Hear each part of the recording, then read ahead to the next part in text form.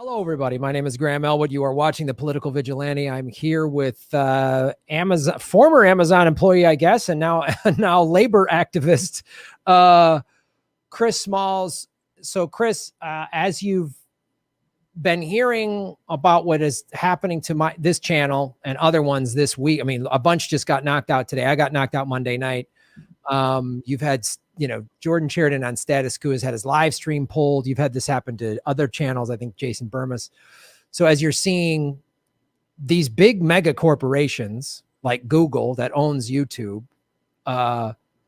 take out our ability to earn money to try to shut us up. First of all, give everybody just a quick backdrop. Most people know who you are, but for those who don't, tell them how you became an activist and fighting Amazon. I mean, almost a year ago now when the shutdown first happened last March, and kind of tell us where it's at now, where the battle's at now. Absolutely. Yeah. I'll take you back to the beginning real quick. Last year, 10 months ago, around this time, actually, February, late February, early March is when I started seeing cases in my building. I seen workers at my facility in JFK, Staten Island, start catching flu-like symptoms from what I've seen: dizziness, fatigue, sluggish. A lot of them couldn't finish their 10-hour shift. And I knew we had some management that was over in Seattle at the time, which was dealing with the virus. They came back. Some of them were sick as well. And it was a domino effect. We were unprotected. We had no facial masks. We had no cleaning supplies, no policies, no safety enforcement. It was just business as usual. And we're talking about a facility that has 5,000 employees from all 5 boroughs in New York and New Jersey as well. And this virus that nobody has any information about. So I was watching that, and I tried to take proper channels at first, going to the local HR, raising my concerns, no response, no real answers. Just was stay home with no pay. Let me interject real quick. So just again, to give the audience some context. And so this is an Amazon fulfillment center that basically served the whole New York area. Yeah, definitely. Definitely. JFK is one of the largest facilities in the entire Amazon network. Is one of them. And definitely the greater area of New York is this building, JFK Staten Island, for sure. And that's exactly what I was afraid of. New York was becoming the epicenter. At the time, it wasn't. When I started speaking up, it wasn't the epicenter at the time. But I kind of seen where it's going to, how it can become that very easily if you have an essential business, which we can argue about what's essential or not. But if you have a business that has this many employees in close range with no social distancing and not the proper PPE, it was only a matter of time. So that's what I wanted to do, was speak up on prevention, be proactive instead of retroactive. But unfortunately, the company ignored that. I tried to take further action, sending out emails to the Governor Cuomo, to the CDC Department of New York. I did all these things, the media, trying to get some concerns, attention towards the company, but nothing happened at that time. So on March 24th, I returned back to work. My colleague, who I work hand in hand with, she was sick. Didn't know her results at the time, but she went and got tested, which if you lived in New York at that time, you wasn't getting the test administered unless you were showing severe symptoms. So the fact that she even got the test, I was alarmed by that. And I'm like, wow, you should wait until you get your results back. But that's not what the policy of Amazon allows. It allows you to come to work sick as a dog until you show proper paperwork. So good luck getting that back then. So being a friend and a colleague, she listened. She went home. 2 hours that same day, that's when we had a management meeting. And in that meeting, they told me as a supervisor not to tell any of my employees in my department that there was a positive case that happened 2 weeks prior. So I was already took my stance. That was the last time for me working for Amazon. I told them, are we closing the building down? They looked at me and said, no, we don't want to cause a panic. Business as usual, and don't tell anybody. So I couldn't stand with that. So I told my boss the next day that I won't be returning back to work as a supervisor. Instead, I sat in the cafeteria for 10 hours a day, organizing workers, going into the general manager's office every morning, until the last day when they decide, the last day of the week, when they decide to quarantine just me and nobody else. None of the colleagues that were with me organizing, not even the person that I ride to work with every single day, just me. And then, once again, this is a building of 5,000 people. So we know, and I know that was to silence me, to stop me from doing what I was doing, raising concerns. And I decided to break that quarantine to hold that protest 2 days later on March 30th, outside of the facility. 2 hours after that protest, I was fired.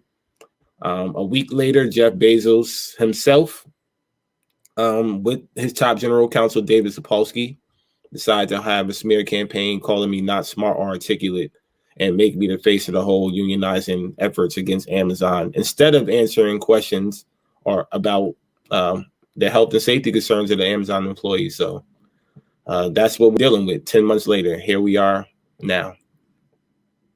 It's so maddening to hear your story, because it's like they could have done something. You did everything the right way. New York became the epicenter. Yep. And rather than go, oh, you know what, let's shut this down. Like it's so, this is the thing I can't stand about these billionaires. Rather than go, oh, my bad, let's do the right thing. Nope, lawyers, fire you, smear campaign. Like that's their only reaction to anything, dude. Like if you're just like, hey man, your shoelaces are untied. Nope, lawyer, smear campaign. Like they can't handle anything. They just, it's maddening. And you were trying to just save lives and prevent the spread, which is, you were doing what the government was eventually telling everybody to do. Pretty much, and it's funny because I know what I said back then was, if somebody, God forbid, somebody dies, the blood is going to be on your hands, and people have died in that facility from COVID-19. So, this was life or death, and it still is, and they don't realize that, and they don't want to be held accountable, but they absolutely should be held accountable for that. Oh yeah, I mean, this is where it's like there needs to be, I mean, they need to be behind bars, quite honestly. Short of that, there needs to be at least some type of civil suit from the families, of people who've people died, like just to keep. This is the horror show of capitalism. Like keep working even when there's a pandemic, and so this makes me so mad. But like, so because one of the things you expressed on one of the other shows you and I were on together was what some of the personal attacks. You said you've been followed. You've said like, what are the other stuff that they've, and first let me back up. So you were a supervisor. So how long had you worked there? And like, how long did it take you to kind of work your way up as a supervisor? I started in 2015 and I got promoted in less than a year. And I did that because I worked my ass off pretty much for 7 months straight. And I was lucky to have, at that time, I had a general manager who, sorry about that, had a general manager who actually took care of his workers. He promoted a large portion of Black and brown employees because he was Black himself. And I think for one reason, and I think he wanted to do what was fair. And I liked the fact that he was a good manager, a general manager at the time. So I was lucky. After that, he got moved to another building and things went downhill from there. But once again, I still stayed with the company. I was real pro Amazon, not going to lie. I mean, as far as an employee, I was dedicated. I worked hard. I did my job correctly, the best of my ability. And, I opened up 3 buildings for them. One in New Jersey, one in Connecticut, and last one was in New York. I've been there ever since the day one. So they didn't realize how much experience I really did have. Yeah. And of course, then it's always makes these smear campaigns so ridiculous. So like, if you were such a horrible employee, why'd you get promoted in less than a year? Why did they have you open buildings if you're this inept guy that doesn't know what he's talking about? Like, why would they put you in charge of those things? So right. Yeah. So if you're that inept and they put you in charge, then how inept are they? So they have, they've painted themselves into a corner So either they're idiots or you were good at your job. Right. What is it? One or the other. One or the other. But all right. So that's good that we have that context. So now, again, walk us through some of the smear tactics. Yeah. That they and the amount of money and resources and time they spent to go after you, rather than just take care of their employees that are generating revenue for them. Yeah, they spent $4 billion. That's what they claim to have spent on after they fired me, by the way, to protect their workers. They spent $4 billion. I take the credit for that because I was a sacrificial lamb. I don't know how long workers don't know how long they would have went without those protections had I not did what I did. So they claim to have put in 150 processes. Still trying to figure out what those are because they seem to not be working. And we've seen the articles about the Pinkertons, the surveillance, the CIA intelligence that they have. This guy, the new CEO now, Andy Jassy, who's like pro police union and pro surveillance, CIA intelligence. They're doing union busting tactics still with the vote in Alabama.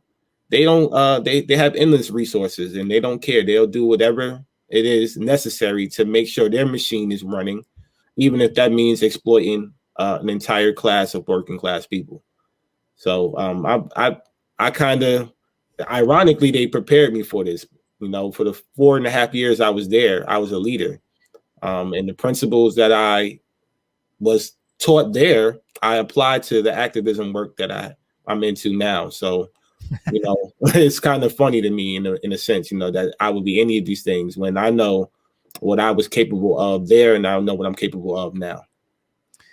Well, I mean, it's fantastic and, good for you for, being the sacrificial lamb to actually help, if they have implemented these 150 processes and $4 billion, at least hopefully now that's, you've helped save lives more than likely.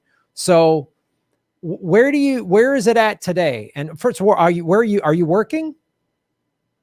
No, this is my new line of work. I'm still unemployed and no health insurance, for the last 10 months. So, my organization and traveling, protesting, uplifting other workers' voices and stories, that's my new line of work, Well, right on. So what is that organization and what have you been accomplishing and how can people get involved? Absolutely. The Congress of Essential Workers, TCLEW. You can find us on Facebook, Twitter, and Instagram, TCLEW, at TCLEW, TCLEW.org. And, some of the things we've been doing, we've been one of the biggest stories of 2020. We definitely traveled the country to all of Jeff Bezos' mansions, the ones we can find. We started off in New York City at his $80 million mansion. We traveled out to, we went down to Washington, D.C., to his $28 million mansion. That's probably going to be worth more after he renovate the museum that he bought. That's his house. The $165 million mansion in Beverly Hills. And we was also out there in Seattle at his Medina mansion, which is one of his first ones, and at the Amazon headquarters. So we definitely had a long journey, a long tour, but it's not over. We know that the fight is still continuing, and what we're about is trying to build workers' solidarity, workers' power. So if Congress does deem us, essential workers, we'll have the power to say no. We're not going to work until we have these demands met, which is a decent living wage, $30 an hour minimum wage, PPE provided by the company at all times. Definitely a 1% tax on the billionaires, starting with Jeff Bezos, and medical leave and hazard pay, the things they took away from us back in June. They need those back. They still need them till this day. They took away the hazard pay in June? They took away the hazard pay in June. I don't know why, but they claimed that the pandemic was trending downwards, I believe. At the end of the first wave, they say the first wave, which I'm like, what did we ever get out of that? They took that away and they started handing out these bonuses, which they taxed pretty much more than half. these bonuses, and Jeff Bezos don't pay taxes, but the workers are paying for them. So that's what they've been doing. They took away the hazard pay, started handing out, a bonus for the holiday season. Then I believe they gave them another bonus just because they're working in the pandemic. But that's not enough. These bonuses are taxed, and they're literally a couple $100, and then that's it. It's a one-time deal. Meanwhile, the pandemic is still here, and workers are still getting sick daily, and workers are dying. There's a story that I'm pushing out there now, and I believe you may have seen it on Jordan from Status Coup, Pushan Brown, who passed away. She was a COVID tester at Amazon for 4 months straight. Suddenly died in her sleep. 38 years old Black woman, left behind her 12-year-old daughter Gabriella. And had I not gotten in contact with her, this family would have had no help. They had $700 when I found her. And now, thanks to the efforts that we put out there, she has about $35,000. Amazon refused to help her out with the funeral arrangements. They didn't send her no condolences. They actually called and asked her family, when is she coming back to work, not knowing that she's deceased.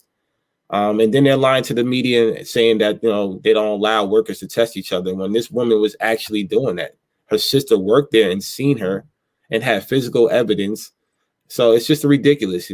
This is extreme measures that this company was willing to go to protect their public opinion. And it's up to us workers and activists and organizers to push this out there, and especially independent media. So then is there a way for, can people donate to the Congress of Essential Workers? Or is there a way that you're getting donations to keep the lights on while you do this activism? Yes, absolutely. Yes. So my GoFundMe is up there. You can find the link on my Instagram, chris.smalls_. I did post it up there today. I use that link, my GoFundMe, whenever we're planning on doing demonstrations. Donate to it, so help support us, and also donate to Christina Brown's family. If you see the GoFundMe page on my Twitter handle, shut_down Amazon. Those two GoFundMes are very important at these times. Okay. And so you said those two GoFundMes for yourself and for that woman, the Amazon worker that died giving COVID tests, those are at your Twitter handle right now? Yes, they are there. They're up there. Okay. I put it up there. I believe I just put it up there yesterday. Okay. Well, I'll make sure. Okay. Yeah, we're going to put this in the chat right now that Kate just put up. And so there's so everybody see that in the chat. There's his Twitter, which is at @shut_down Amazon. Check that out. And then you can see the Twitter handle for the Congress of Essential Workers. So, and the Congress of Essential Workers, it's not just Amazon employees, it's anybody can join it who's an essential worker. Absolutely. Anybody, we work with anybody, doesn't matter if you're an Amazon employee or not. We're out here to fight for the whole entire working class, and if we want a party that represents the working class. So we're inviting everybody that's an essential worker, which is all of us, because at the end of the day, our health is essential. That includes everybody. We don't discriminate, and we definitely need the collective power when we're going up against Amazon. And right now, seems to be that we're sort of taking these small victories. What little small victories have you guys gotten recently? Oh, the resignation of Jeff Bezos. That was the biggest one yesterday. This guy decided to take the back seat, but it doesn't change anything. I'll take some words from Joe Biden. It doesn't change anything fundamentally, and it's systemically in the company, it's not going to change anything. But I'll take that as a victory, because I feel like he's doing that as from a legal aspect, because of the things and lawsuits that are pending, including mine, which is a civil case. Possibility that he will be brought, to be in deposition. So I know, if I can say morally, I have something to do with that. I don't know how everybody else feels, but I feel that had I not existed, or had I not done what I've done, I don't think Jeff Bezos would have resigned this year. Well, dude, I think it's awesome. I give you full credit. You're out there fighting the good fight. And this is what it's going to take. It's going to take people unifying across labor. Really, if you're watching, I mean, what's happening in the country, and it's like we are in class warfare without a doubt.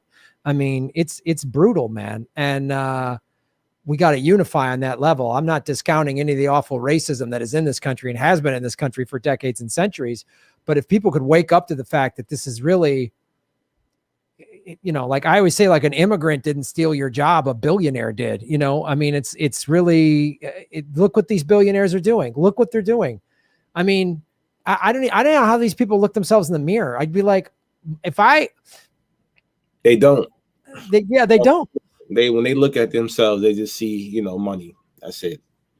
I know. I don't know how you could run a company and be like, I don't care about these employees if they get sick in a pandemic. I just don't know. I just don't know how you could do that. But yeah, they don't care. They don't care. You can't shame them. You can't say, oh, that's not right, or that's not ethical. They don't care. They only care about money. So we have to collectively get together. I mean, when you look at what Wall Street Bets did with GameStop, I mean, that was some of the most subversive activism I've ever seen, man. And they, you know, these hedge funds lost billions of dollars.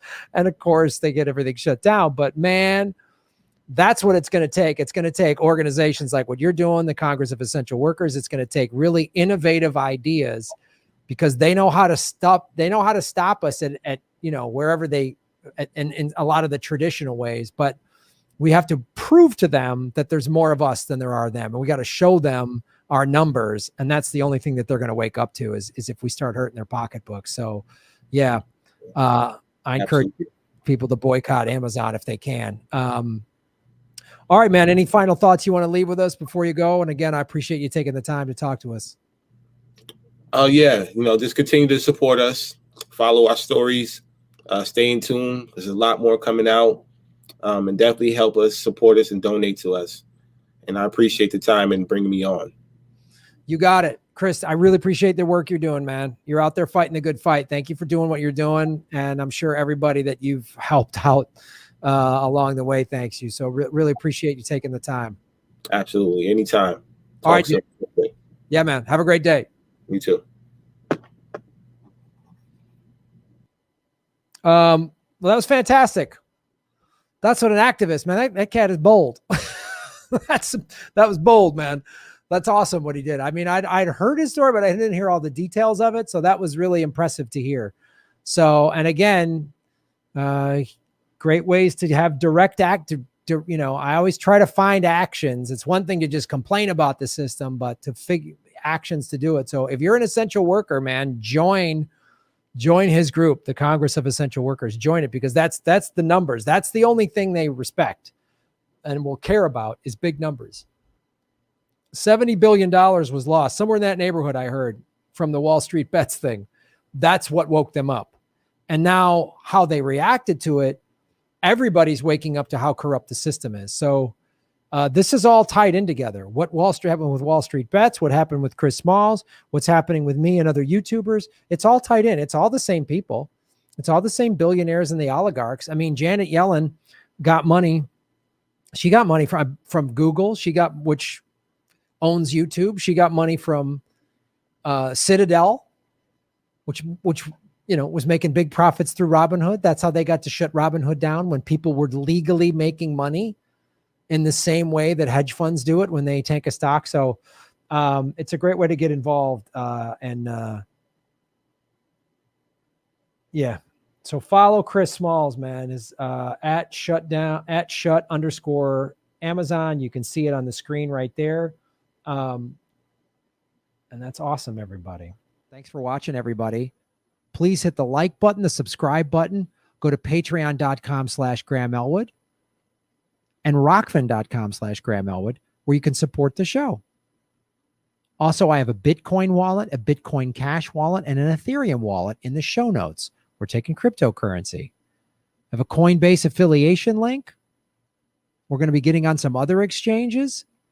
So that's how you support the show. Make sure you hit the subscribe button. YouTube is unsubscribing us at an alarming rate. I have a PayPal button at grahamelwood.com. I even have a Venmo at Graham-Elwood. There's a lot of ways to support our show. We are getting crushed by YouTube. We've dipped under 73,000 subscribers because of YouTube. Thanks for supporting what we do.